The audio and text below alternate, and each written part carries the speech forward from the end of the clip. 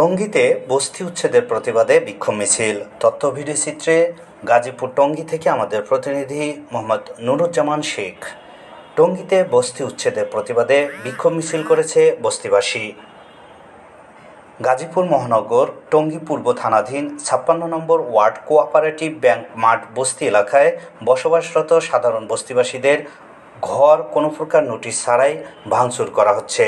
ছাত্র জনতার আন্দোলনের মুখে সরকার পতনের পরের দিন থেকেই ঘর ভাঙার আলটিমেটাম দেন কেপ্রি সিনেমা হলের মালিক পক্ষ।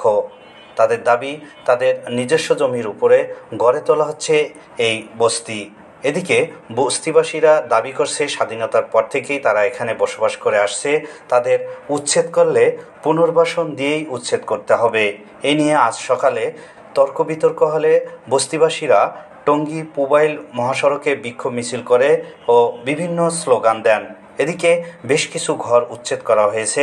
যাদের ঘর ভাঙা হয়েছে তারা খোলা আকাশের নিচে মানবেতর জীবনযাপন করছে।